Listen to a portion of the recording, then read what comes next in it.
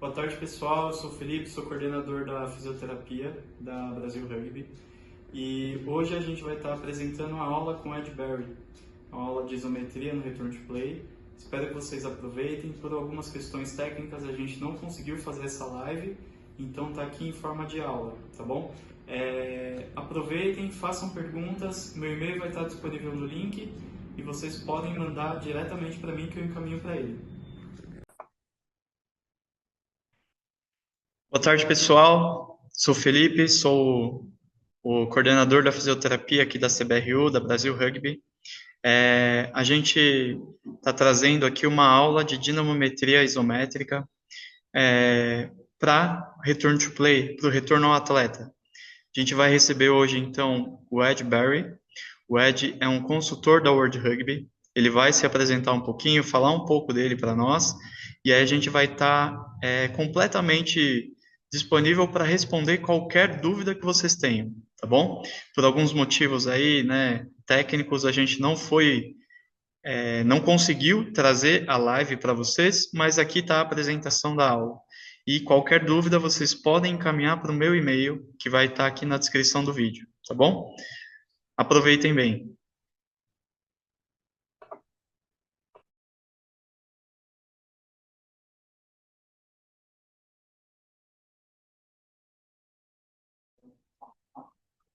Okay, hello everyone. Thank you for joining us on this call.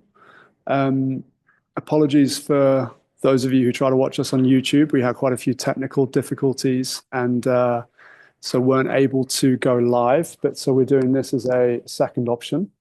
The presentation that I am giving is using isometrics in the return to play process. As Philippe mentioned, my name is Ed Barry and I'm a World Rugby consultant.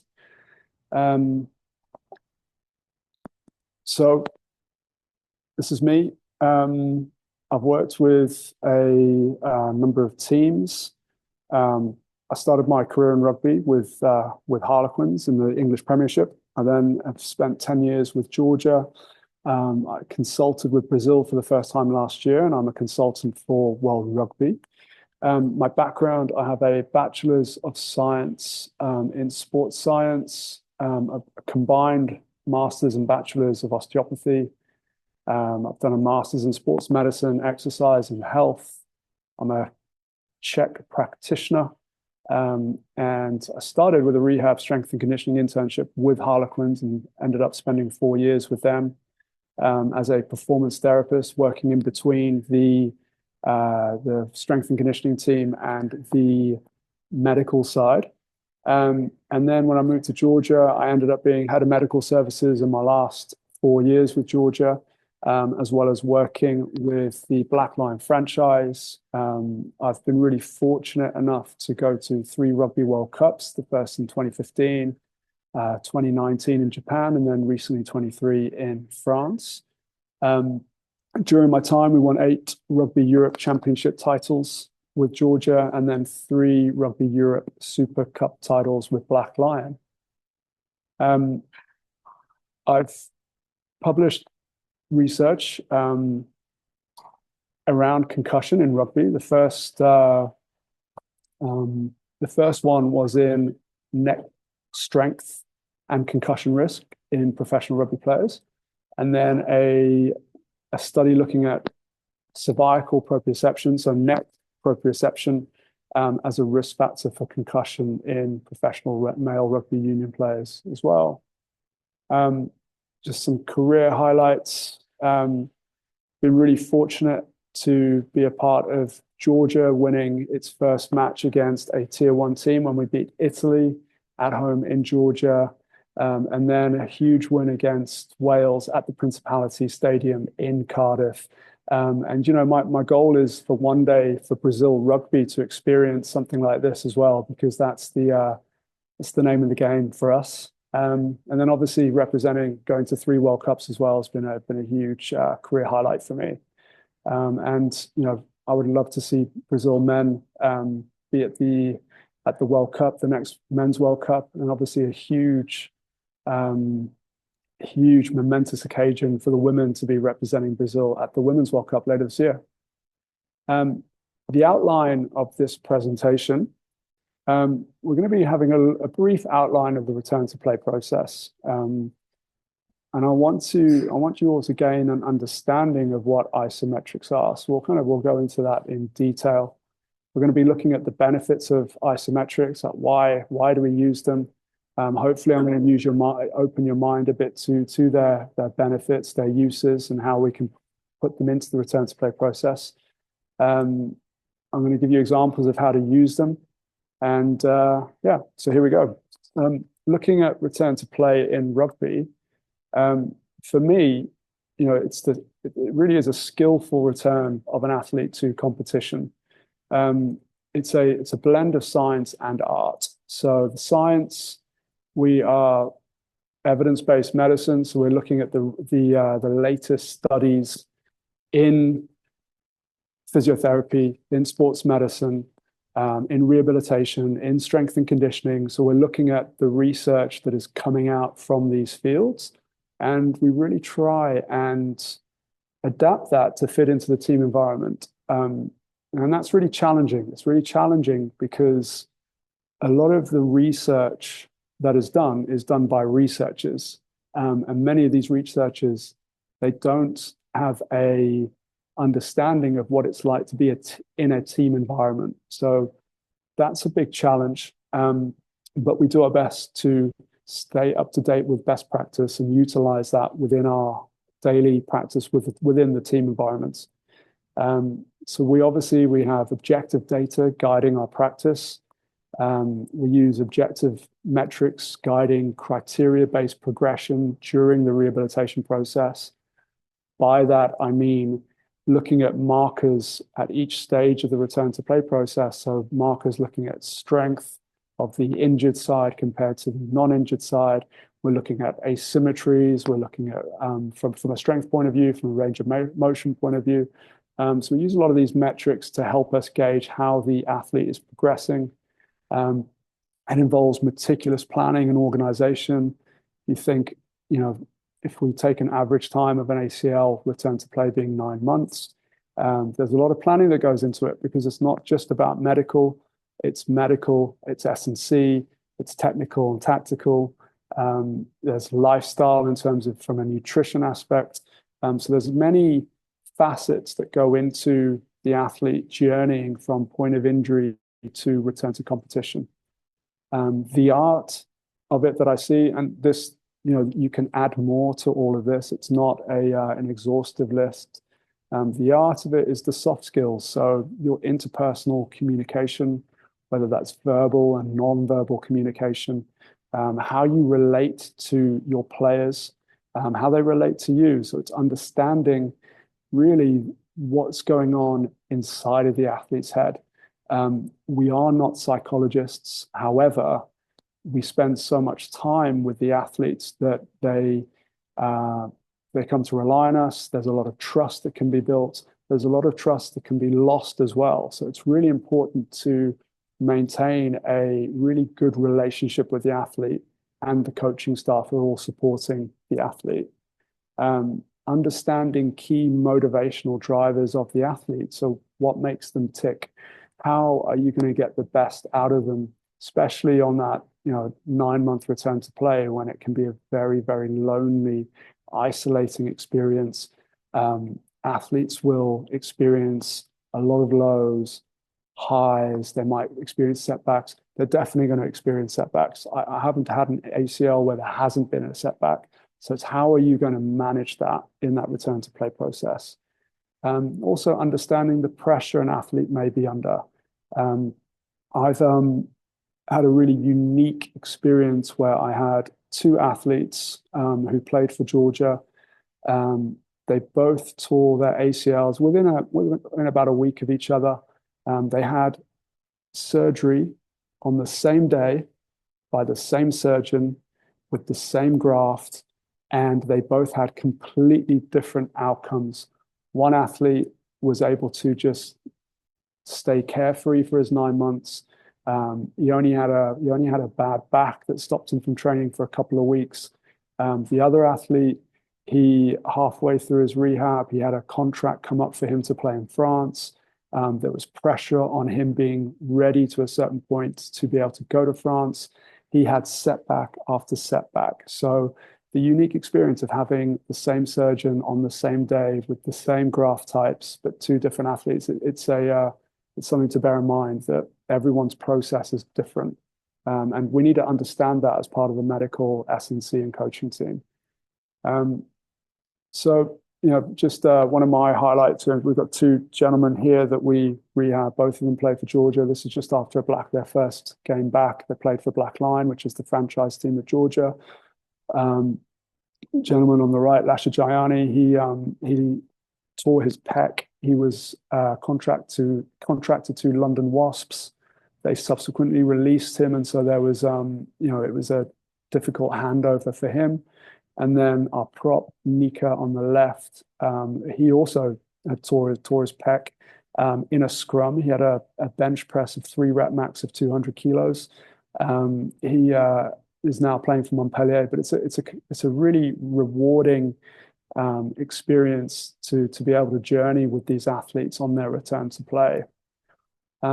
If we look at the return to performance continuum, we have an athlete who gets injured, and we have our phase 1, which is the early phase, is how are we managing the injury from point of injury. Whether that involves getting a scan, whether it involves a surgical opinion, obviously depends on the injury itself. But once we've started that phase 1, we look to progress them into phase 2, which is that intermediate area. We progress once they've passed through that and they meet the requirements. We progress onto phase 3, which is in rugby. We look at starting to build in the position-specific characteristics of their position, and then phase 4 is more of the sport-specific. So now we're ideally we're getting them as ready as they can be to play a match of rugby. Depending on the length of time in the rehab process will depend on what that looks like. But at each stage, you can see that, I've put at the bottom there, exit criteria. Now, our goal is to be as objective as possible when we're looking at certain markers to determine whether an athlete is ready to progress from phase 1 to phase 2, phase 2 to 3, 3 to 4.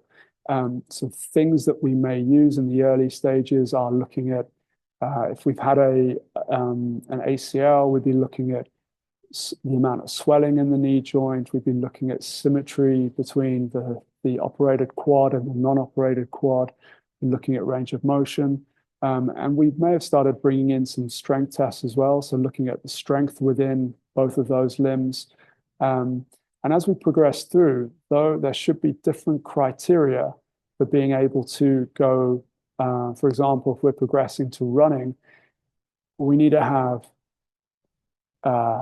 single leg strength tests, hop performance tests, rate of force development. So how quickly can an athlete jump up and down off the floor with a low level of ground contact time as possible. So we build a testing battery. We don't rely on just 1 or 2 tests. We try and build a battery of tests, several tests that we look at. And then that phase 4, the kind of sport specific, really what we want to be doing is we want to be looking at the match requirements for whatever code of rugby they're returning to. So say, for example, we have a men's 15s player who is a center. The match requirements for a worst case scenario, so the toughest game that Brazil has ever played, what is the high speed running load that athlete athlete in that position would have been exposed to? What sprint distance would they have been exposed to? How many collisions would they have had? We look at all that data and we kind of go, okay, well, that's for a match. Let's look at it for a half. Now, because if you've had 9 months out with an ACL, you're not going back for a full game, I hope. You might be only playing 20 minutes, but you look at, okay, well, what if they were to play a half? These are the metrics they need to be ready for. And then in that phase 4, we're really making sure that they are ready to be able to be on the pitch. Now, really coming to the point of the presentation, the question to you is, where do you think we can use isometrics in the return to performance criteria? Now, if you were all on here live with me, I would be asking you to give me your answers.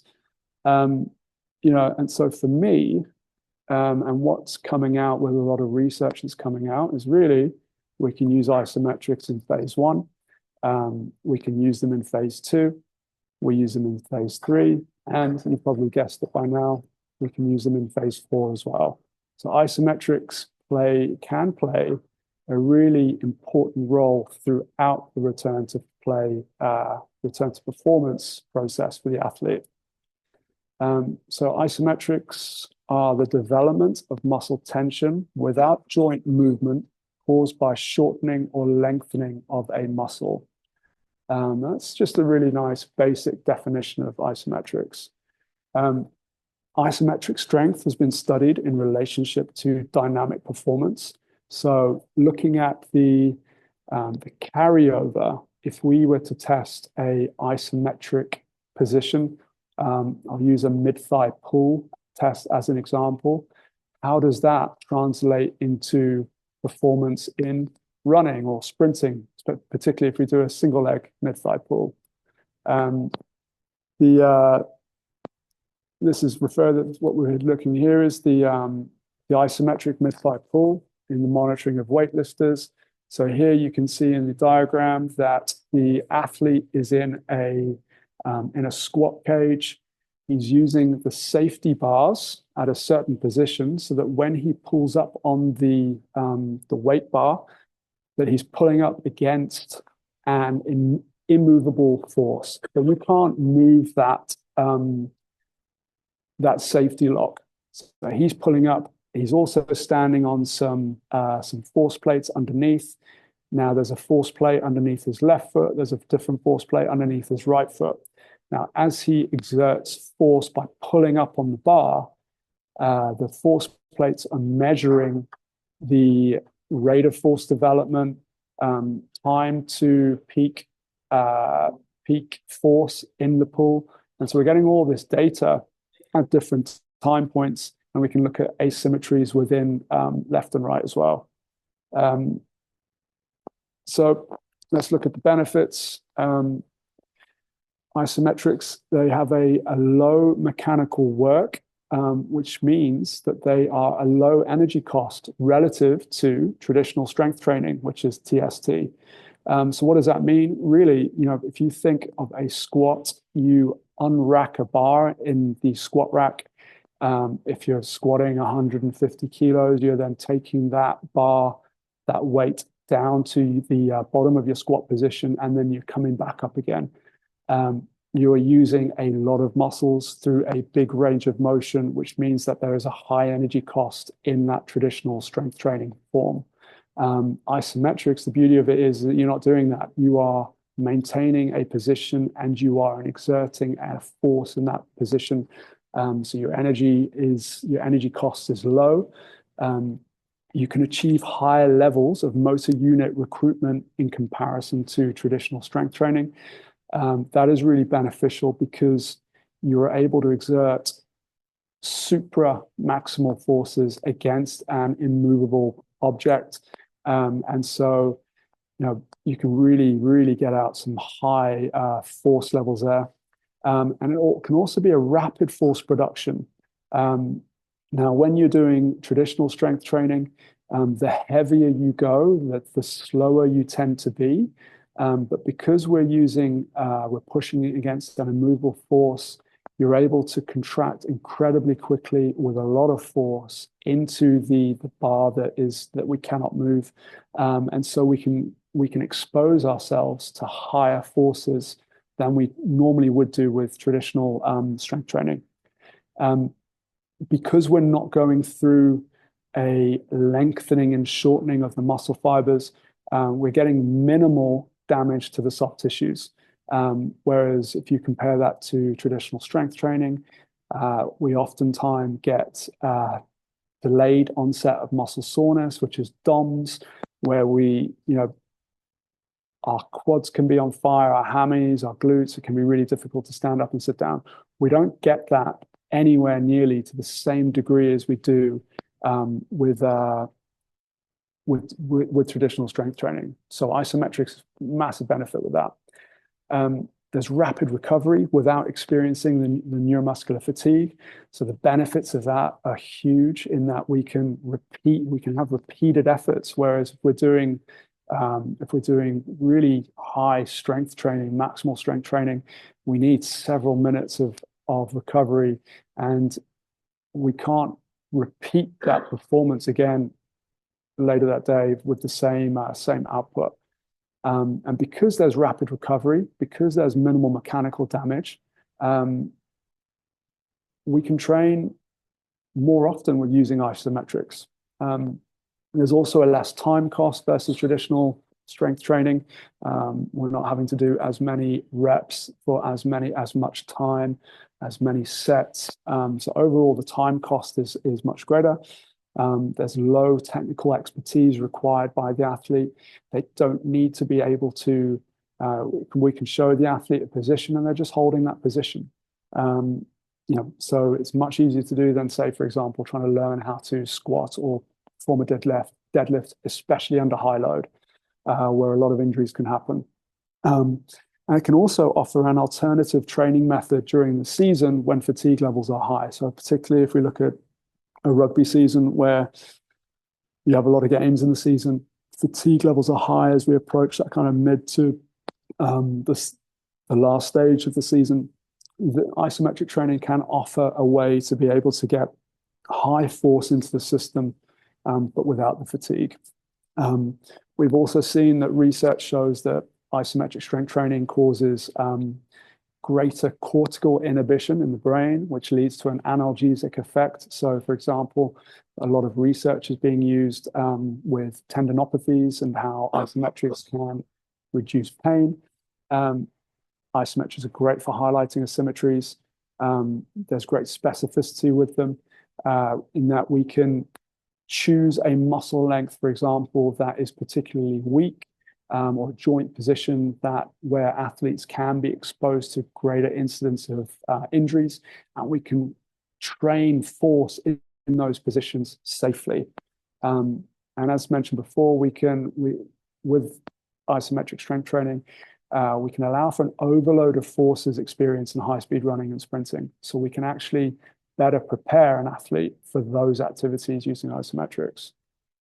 There are some disadvantages. The sustained contraction in an isometric, we get muscular occlusion, and that can lead to an acute rise in blood pressure only while you're doing the exercise. So for some athletes, there may need to be some care around that.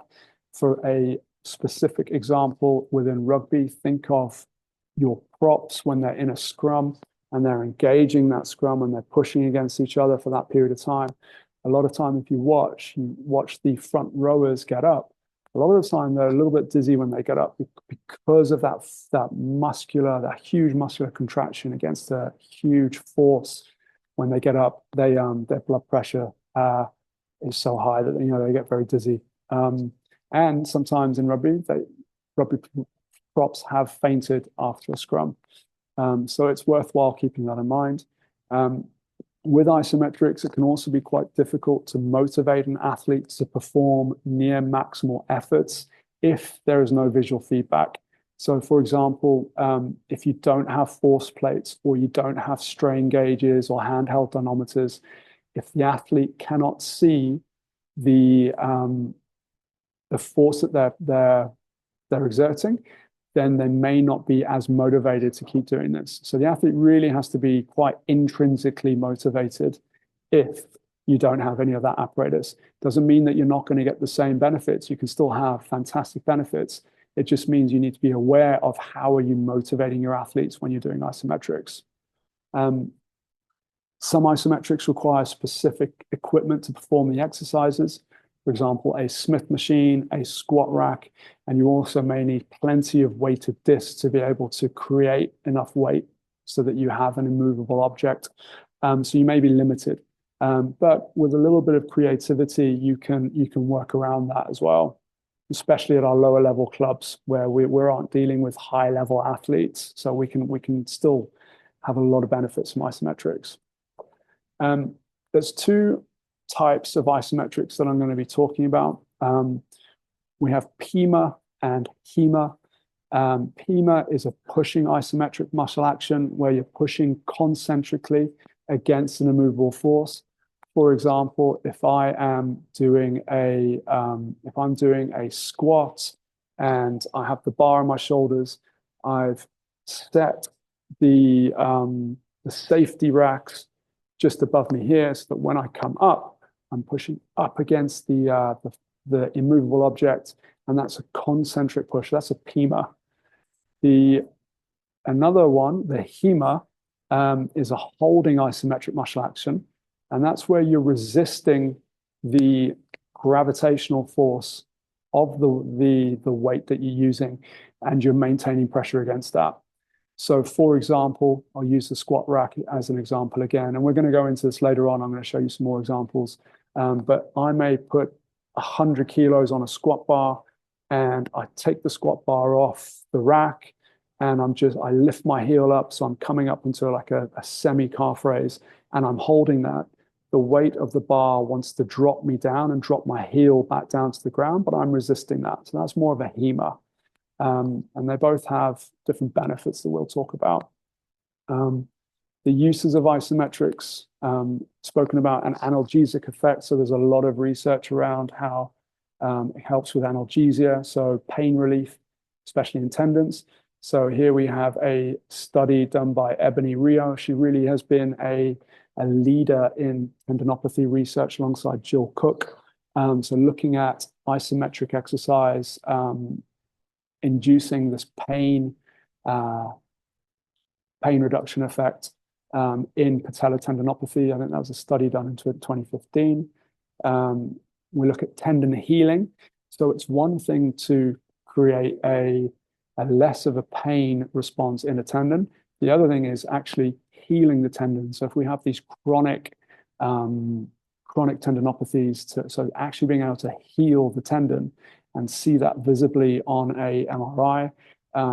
We'll be looking at this stress relaxation and targeted nutrition protocol to treat patellar tendinopathy. So that's really quite interesting. We use isometrics in strength testing. We test strength for injury prevention, and we test strength for return to play. A couple of small examples.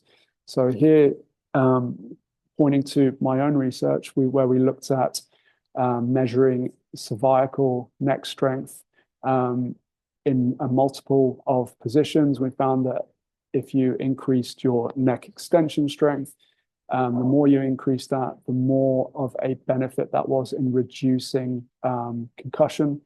And then if we look at return to play, we have the athletic shoulder test known as the ASH test, where they have looked at long lever isometric pushes as a means of testing the upper limb to be able to generate force and transfer force across the upper thorax, the upper body. And that's a really, really great study that we'll look at. And we also use it in early rehab. So as well as sport-specific actions. So we'll be looking at more examples of these. With the sporting actions, we kind of refer to run-specific isometric strength training, which is RSIST. And that's some really great research, and I've used that a lot within my time working with athletes. So if we look at the analgesic effect, we'll go over this briefly. If you want the references, please reach out to me. I'll give you my email at the end, and I can send these to you. This is it was a small study where the researchers looked at an isometric leg extension hold at 60 degrees of knee flexion. The force output was 80% of maximal voluntary isometric contraction. How do they do that? That was there's been a study that's looked at if I can guess, if I can produce a force and I think that it's I guess how hard I'm pushing. There's a correlation between if I think I'm pushing at a 5 out of 10, then that's equivalent of 50% maximal voluntary isometric contraction. So they got the participants to push to what they thought was an 8 out of 10, then 80%, and that's how they did that. So they pushed for 5 reps of 45 seconds at 80% contraction.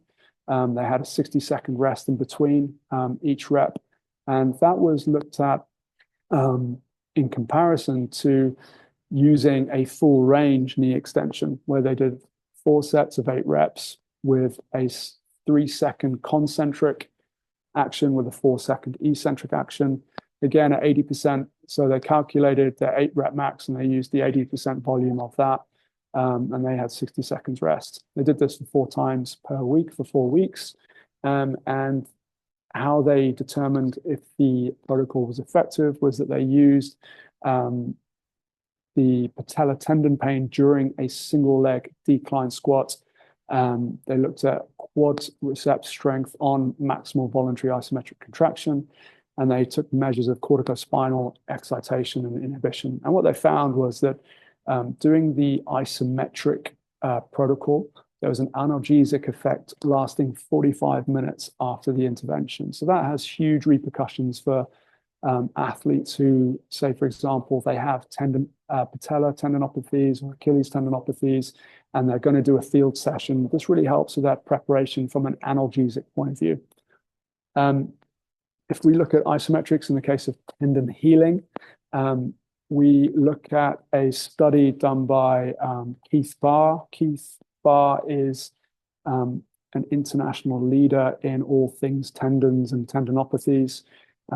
They have a case study of a 21-year-old male who is an active NBA player, history of 5 years of anterior knee pain. On MRI, they diagnosed patellar tendinopathy. He had MRI reactivity in the inferior pole of his patella, and MRI reactivity throughout the length of the patellar tendon. He was an active player, so while they conducted this case study, he was playing in the NBA, averaging about 20 minutes per game, and he played 50 games in each of the 2 seasons that he was monitored for. He followed a tendon healing protocol in addition to his team S&C program, and the isometrics they used a mid-range isometric holds in the open chain. So they used a knee extension and a leg press, and the closed chain was a Spanish squat. And he had an option. He could do one of those in a session. The load and duration progressively increased over 18 months of the study. He started at 10 seconds, increments of 5 seconds over a 6-month period, up until he got to the point where he was pushing isometrically for 30 seconds, and he didn't go any longer than that.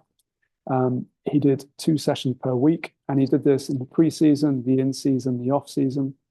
The protocol, again, this is up to him, depending on on how he was feeling as well. But 1 to 3 sets of 2 to 4 repetitions. He had a choice of the single leg exercises. So one day he could do the leg extension, another day he could do the leg press, another day he could do the Spanish squats. It was completely up to him.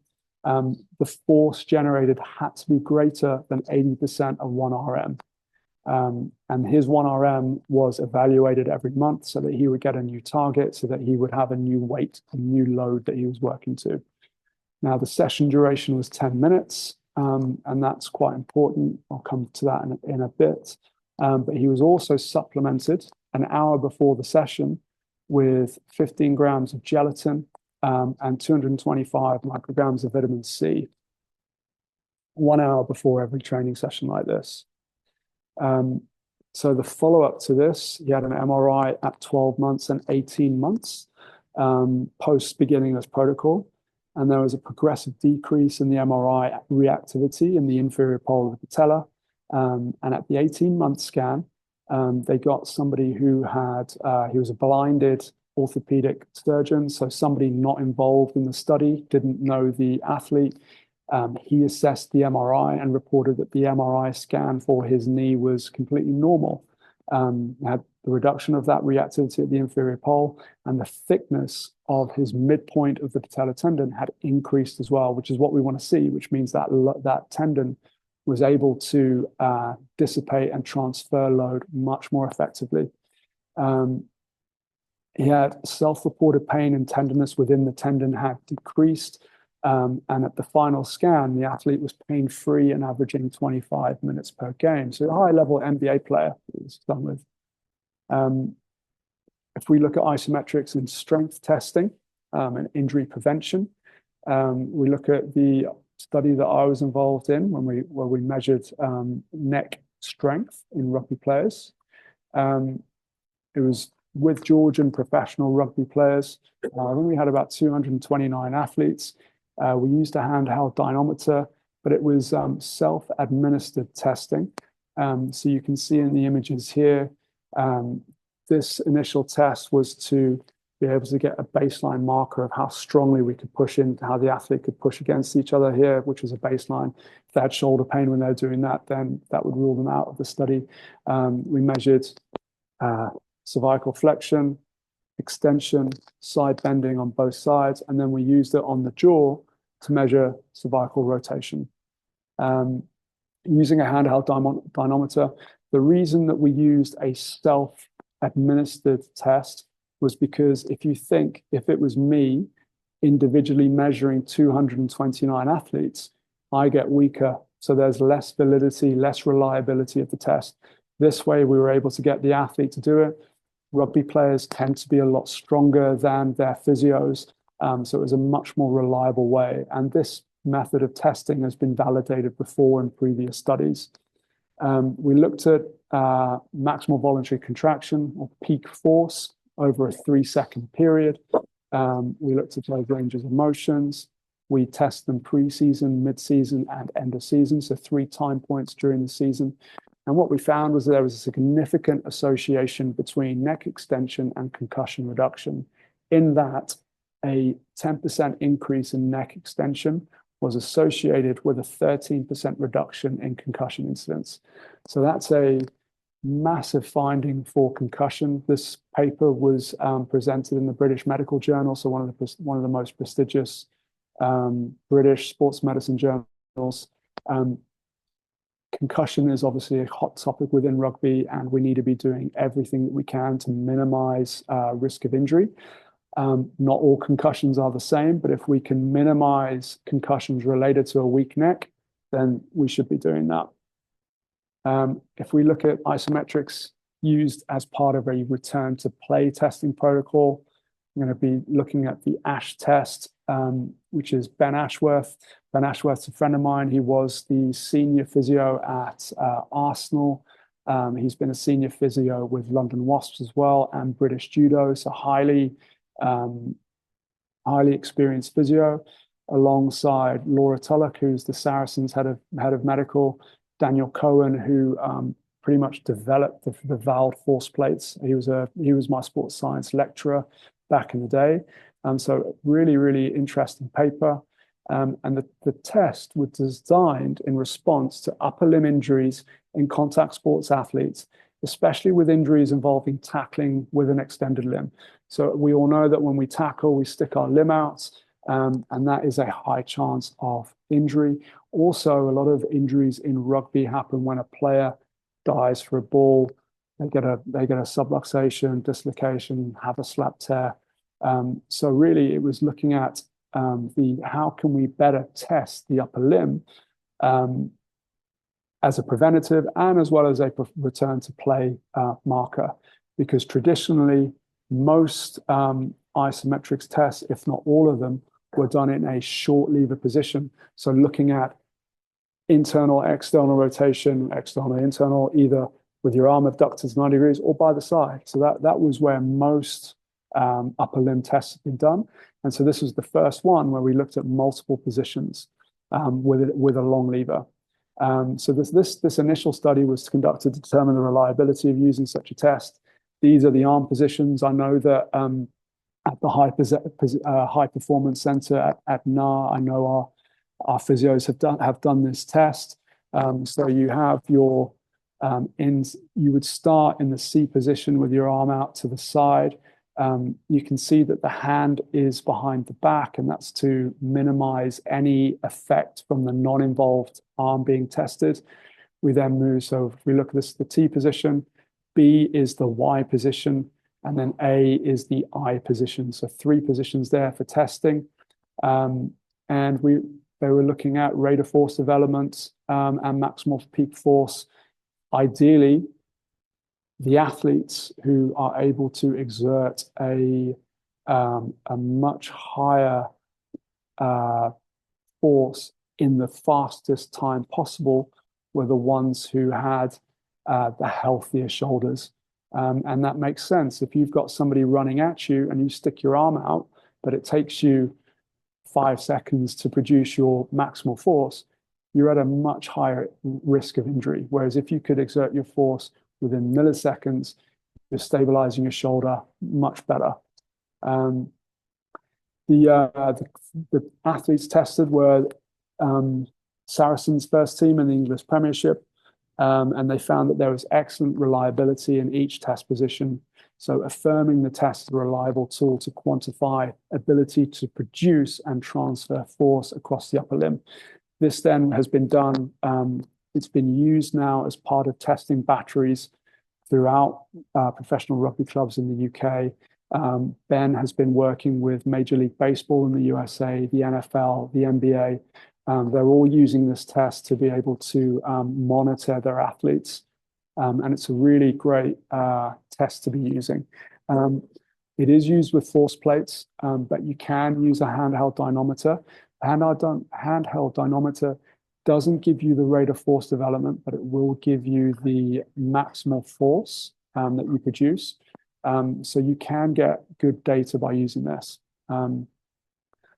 So now let's look at isometrics in early rehab. So they call these low overcoming isometrics.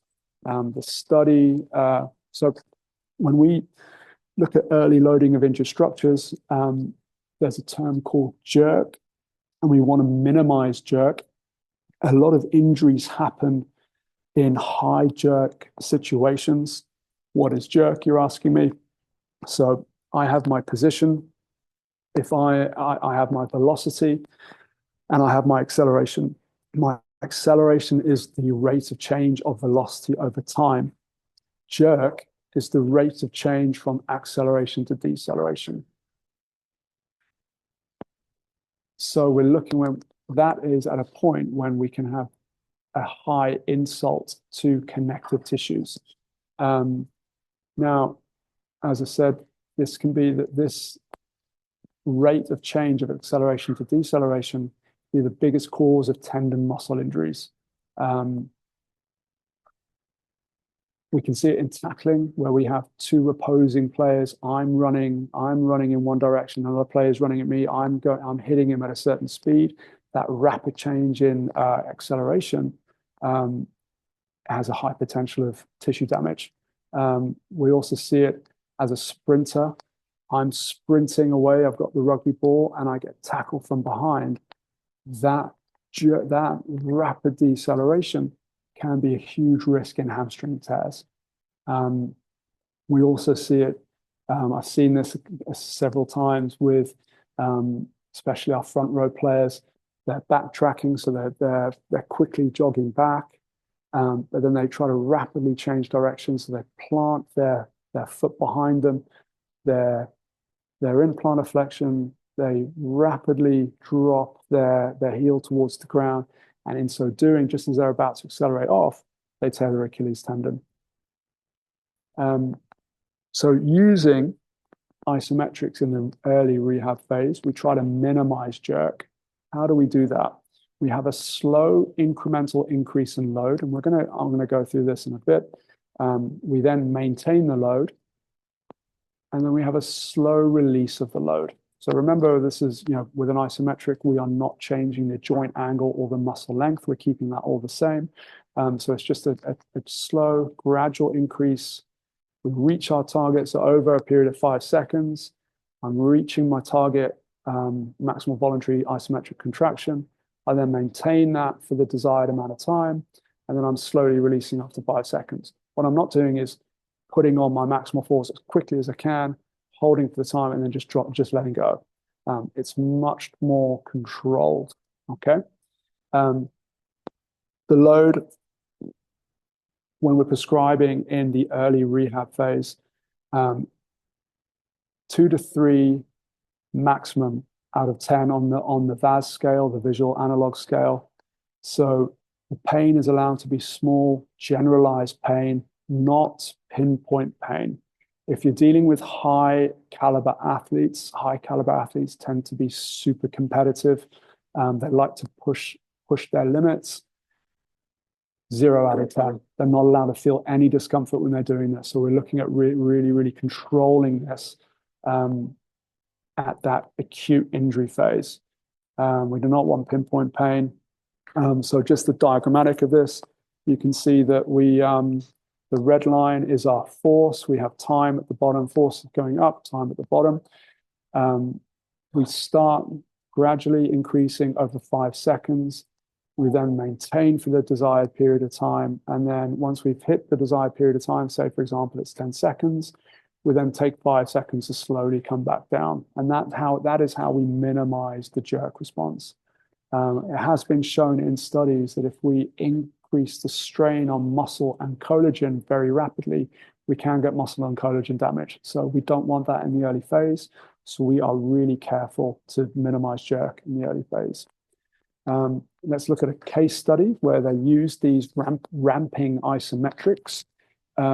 So this study here, David Power, Simon Wallace, Keith Barr, Faraz Haddad. Keith Barr, I said, is one of the leading experts in tendon, all things tendon related. Faraz Haddad is a professor of surgery. He pretty much does all of the tendons for the top athletes in the UK, so Premiership football, Premiership rugby. He did the semimembranosus repair of one of our Georgian players when he ruptured his hammy playing for Gloucester. So this is a high-level study. I have a 27-year-old male.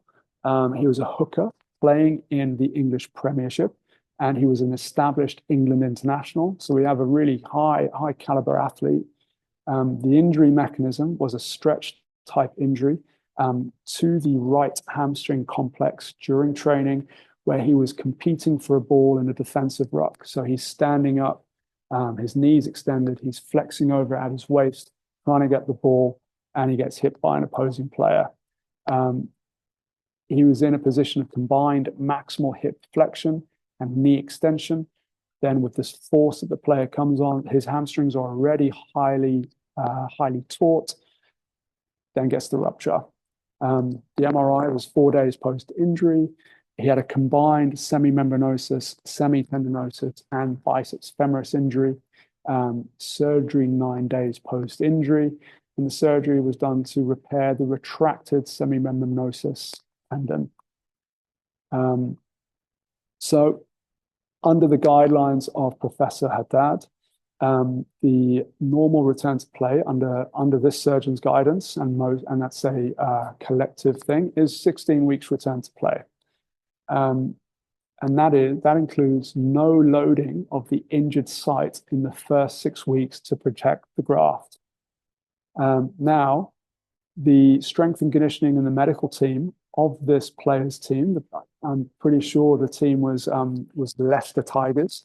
With the surgeon's agreement, early loading was permitted as long as the athlete was closely monitored and that there was no stretching of the hamstring in that first 6 weeks. So early introduction of a ramped isometric protocol from the first rehab session. So very, very early doors. Minimize jerk I showed you the graph where so we minimized jerk by 5 seconds, slow increase, hit our target, maintain target, 5 seconds, slow decrease of load.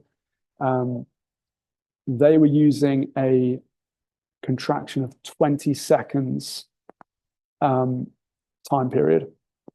So 5 second build, 20 second maintain, 5 second deload. The general recommendation, as we said before, that they used was in line with what I've already said. But with this athlete, they went for a 0 out of 10. As I've said, and there's an increase in muscle and collagen damage as the strain increases. So to minimize strain, they use these 5 seconds at the beginning and 5 seconds at the end of the isometric hold. All of this was done within the permitted range of the brace. So for the first 2 weeks, he was allowed between 60 and 120 degrees. After 2 weeks, that was shifted from 30 degrees to 120 degrees for weeks 3 and 4. Avoiding combined hip flexion and knee extension. And again, no stretching of that hamstring graft. So if you want to have a look at the full return to play process, you can grab the reference from me. I'm happy to send that to you. But at 5.5 weeks post-op, the athlete was on the L to G. So the L to G is the anti-gravity treadmill. So if we think that traditionally, the first 6 weeks, you're in a brace without any loading on that hamstring, at 5.5 weeks, this athlete was running at 70% body weight. And over a period of a week and a half, progressively loading the body weight and the speed on the L to G. Week 7, the athlete was running on the pitch. Now, obviously, started low and they progressively built it up. But if you think again that week 6, traditionally, the athlete is coming out of the brace and is allowed to start loading. And already at week 7, we're back on the pitch running. So this is a really, really interesting case study.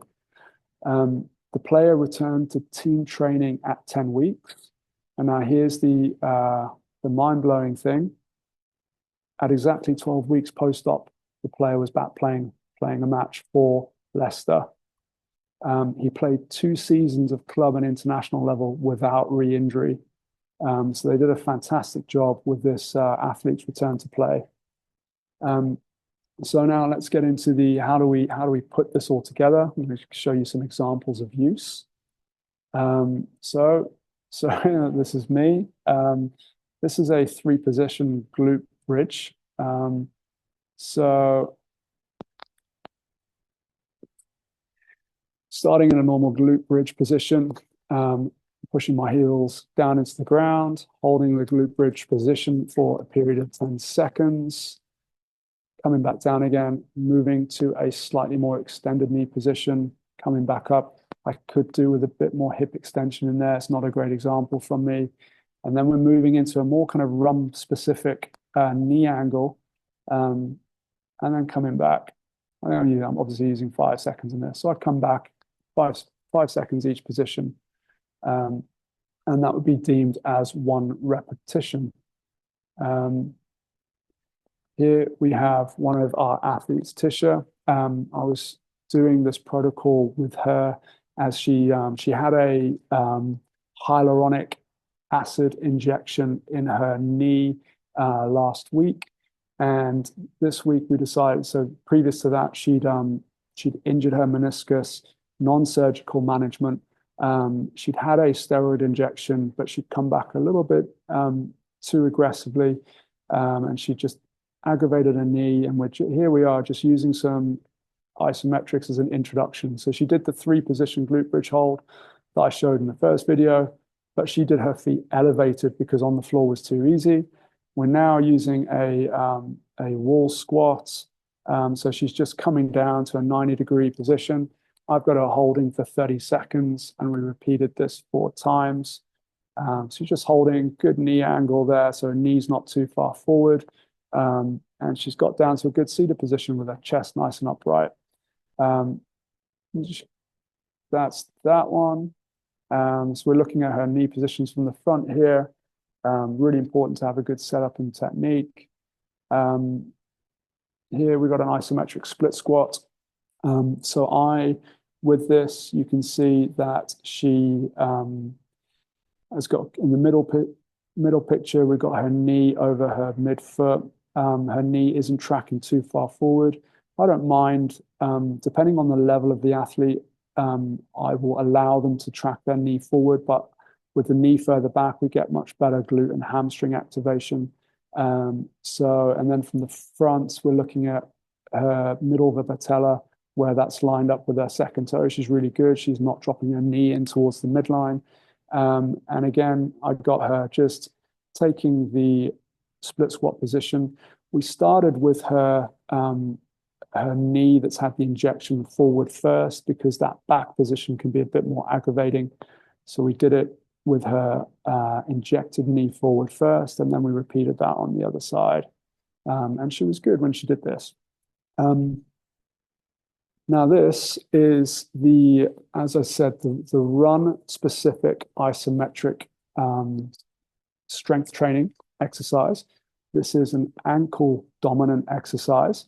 So what we've done here, you can see that we're using a squat rack, and I've loaded up the squat rack quite heavily. So Tisha, when she's doing this exercise, she can't move the bar. I haven't used the squat rack before, but what I've learned since taking these pictures is that you don't need to put weight on. You can actually flip the bar, and the little pins can hook underneath, and so you can use it in a similar way. But here we have she's in the middle, she's setting herself up.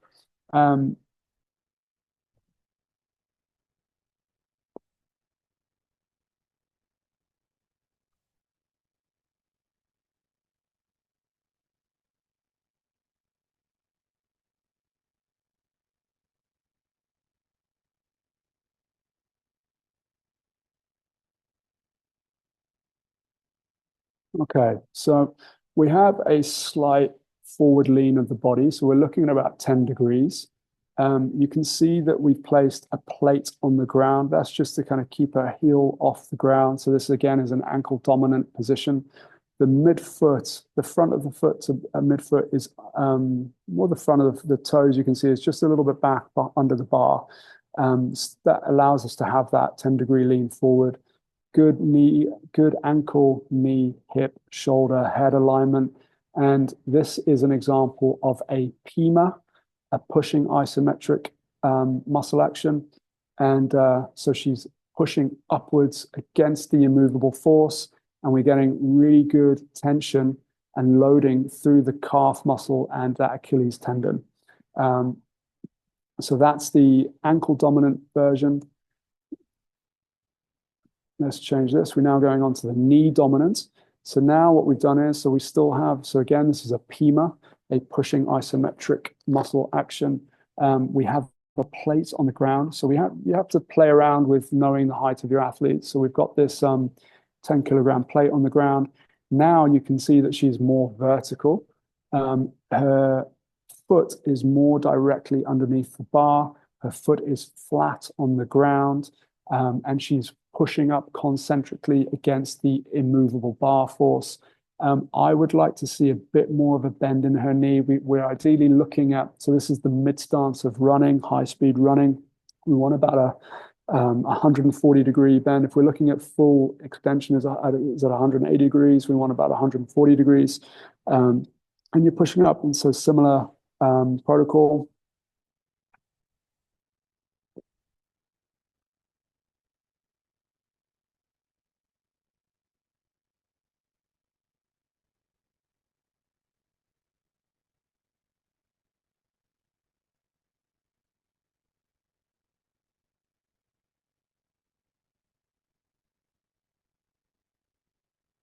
Okay, and so what we've discussed before all of this is that I've told her that I'm okay with a 2 to 3 maximum of generalized discomfort around her knee.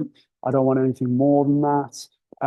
And she was feeling okay when she was doing this. So that's an example of the knee dominant exercise. Here, slightly different alternative. This is me demonstrating it on a leg press. Again, knee dominant. So you can see that I have that 140-degree bend in my knee. I'm using a leg press, but this is different now. So where the other ones were PEMA, this is HEMA. So it's a holding isometric muscle action. So the reason it's a holding one is that I use two legs to push the weighted sled up, and then I take 1 foot away. Now the weight is coming towards me and it's trying to force me into more of a knee flex position, and I'm resisting against that. So I'm resisting eccentrically. This is why it's called a HEMA. So it looks like this.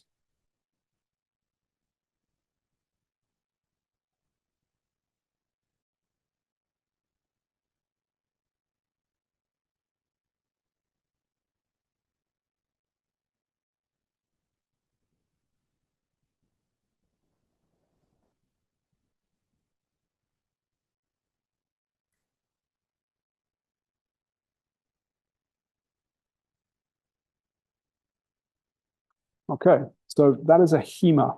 It's a similar position, um, and but we're using a leg press.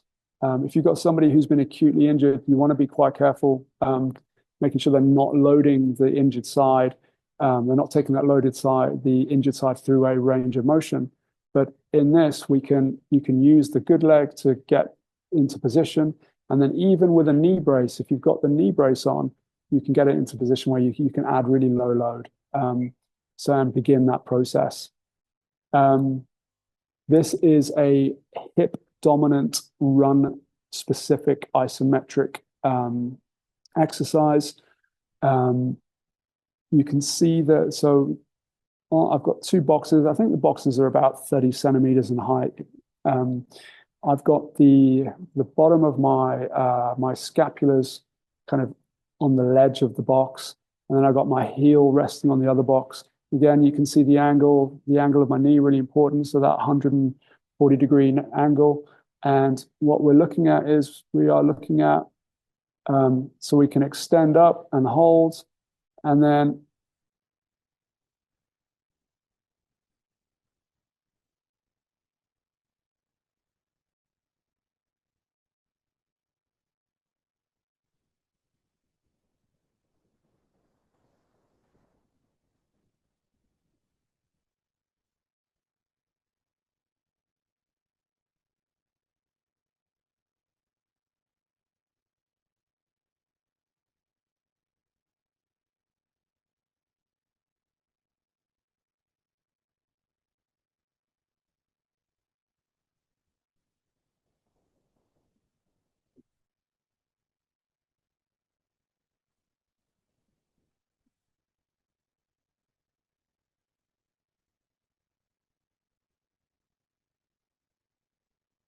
so now I wouldn't be doing this on day one of an injury. The loading is too much. However, it is something that we'll be looking to build up towards.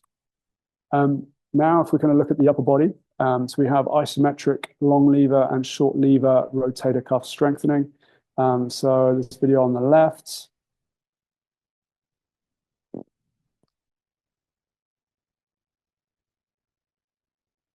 Dodgy camera angle.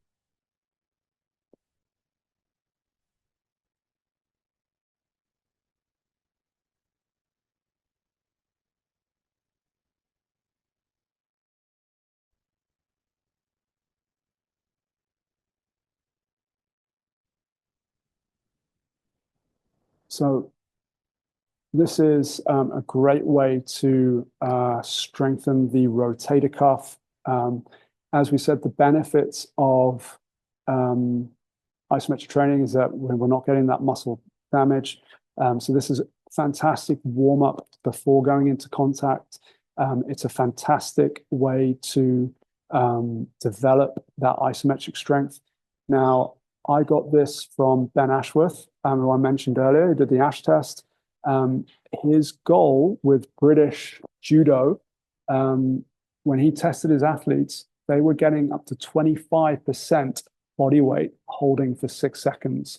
That is a massive amount of load to be able to hold out here for 6 seconds. If you think you've got a rugby player of 100 kilo, that's 25 kilograms being able to hold for 6 seconds. Now, I'm not saying that should be the target of our athletes. However, I do think that we should be aiming for good loading in this. A lot of our athletes struggle with 6 kilos, 7 kilos, and they're 115 kilo weight athlete. So I think they can be doing more than that. And so that we can set some nice targets by being able to progressively load these positions. So I've shown you long lever. This is now short lever.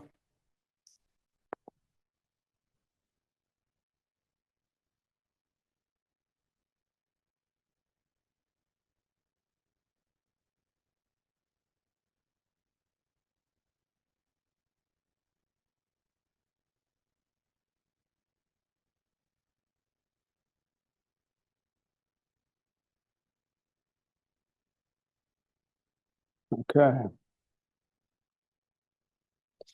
Now, so we can use the positions that the ASH test does as a test. We can use it as an exercise. So here I have Mateus, our physio. He's using a stability ball and he's pushing the stability ball against the wall. We have those 3 positions that we're using. Now, athletes will try and cheat and they'll have a wide base of support. So we're looking for a narrower base of support. And we want to watch what their cheating strategies are. So here, let's have a look at the first position.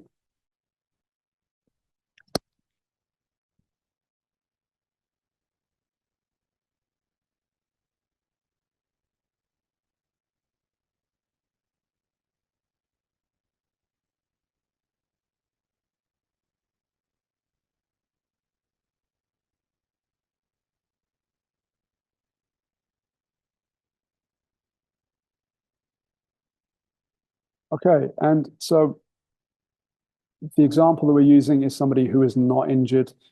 Hence, we are looking for a rapid application of force into the Swiss ball as hard and as fast as they can for 3 seconds, 3 times in each position.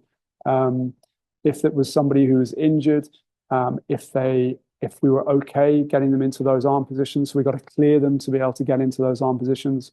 But we would start very slowly, like we said before. We would start with that ramping, so a 5-second slow increase of force, hold for the desired time.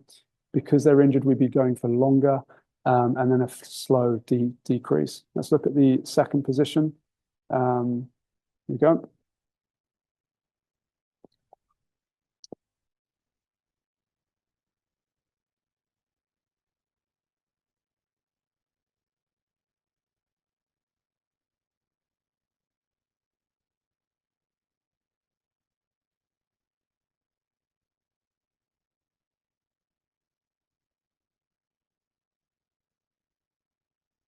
You can see Mateus as he's doing that. His hips are translating to the right, showing me that his core strength and glute strength could be improved to help him transfer force from his lower limb up through his trunk into his upper limb. Final position, the hardest one. His arm in this could be a bit more upright towards 12 o'clock on a clock, but this is okay. Not all people have that range of motion.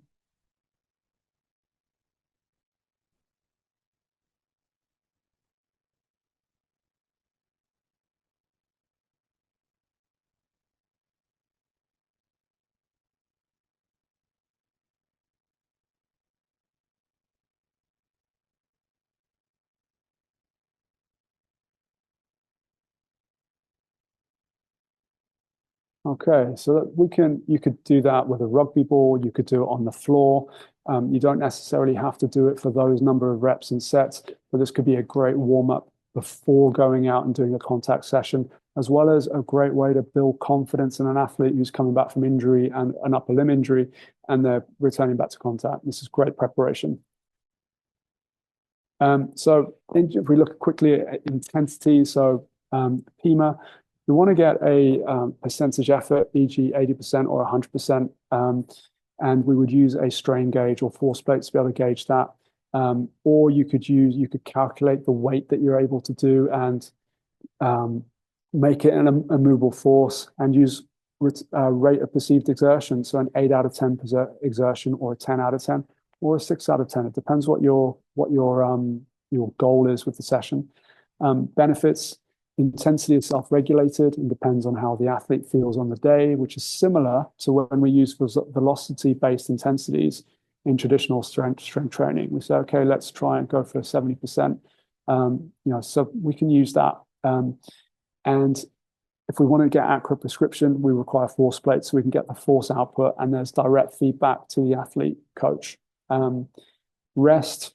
So we have intra-set between repetitions. So say, for example, I'm doing 4 repetitions. In between each rep, between 3 to 20 seconds, depending on the intensity and what we're trying to achieve. For example, a 3-second max effort may only require 5 seconds rest between reps, whereas a 5-second max effort may require 10 to 15 seconds between reps. Interset, so the time we complete a set, then how much time do we rest in between? Between 60 to 180 seconds, so between 1 minute to 3 minutes, depending on the duration of the reps that we used within the set volume. Higher within set volumes and repetition volumes require longer rest periods in between sets.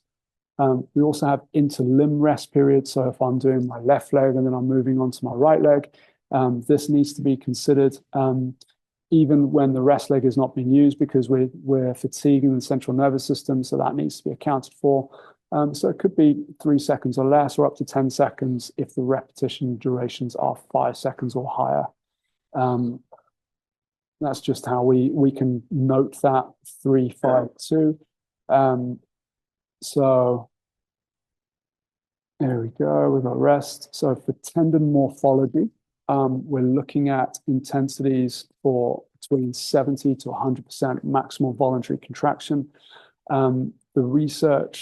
More research is coming out that it needs to be more above 70, so more 80% higher percentage higher. 1 rep duration between 1 to 60 seconds, depending on what we're doing. Total volume, so total time under tension, we're looking at between 60 to 120 seconds, using long muscle lengths, and total time duration of sessions, 10 minutes. For example, 4 sets of 1 30-second hold, 2 minutes recovery in between. The reason we use, if we're doing tendon-specific training, the reason we use that 10 minutes is because it's been shown that any longer, we actually don't get an increase in cellular signal. When we're doing this, we're trying to load the tendon in a specific direction. We're trying to induce tendon creep, which is where we get lengthening within the tendon tissues. And we actually get a lessening effect the longer we do these sessions. So 10 minutes seems to be the kind of golden window opportunity for a tendon-specific training protocol. But you can reach out to me for more details on that, because we're not going to go into that too much on here. If we're looking at maximal force improvements, we're looking between 80 to 100% maximal voluntary contraction, rep durations around 3 to 5 seconds, with a total volume of around 30 to 90 seconds. So if you can see already that if we were using a 3-second rep, all we're doing for a total volume of 30 seconds, we're just doing 10 reps split over a number of sets. So specific muscle lengths or variable muscle lengths, depending on what we're trying to achieve. If we're looking for power, rate of force development, we're looking for 90+% of maximal voluntary contraction, very short rep durations of 0.5 seconds to 2 seconds, with total volume around 30 to 60 seconds. Again, specific muscle lengths for the task. So for example, the ankle dominant RSIST test that I showed you, very specific muscle length, very specific joint angle for the run specific isometric strength training. So in summary, thank you for waiting this long. Isometrics can be used for a number of different purposes. I've shown that we've been using them for strength testing, for rate of force development testing. We can use them for strength training. We can use them in the early rehab phase. We can use them to treat chronic tendinopathies. We can use them in injury prevention, as well as return to performance testing. So as I said, we can use them in every stage of the return to play process. Isometrics are simple to use and don't need a lot of skill. And due to low mechanical damage and fast recovery times, they can be performed on consecutive days, even twice per day, if we have enough time of rest period. So obviously we have no one here. This is a recording, so we've got no Q&As, but feel free to drop me a email, request the references. Happy to send you the references. You've got my email address there. You've got my Instagram account there. And I'd really recommend if you want to upskill yourself in isometric strength training, Alex Natira has a course on sportsmith.co. It's a fantastic isometric strength training course that you can get into to get more information.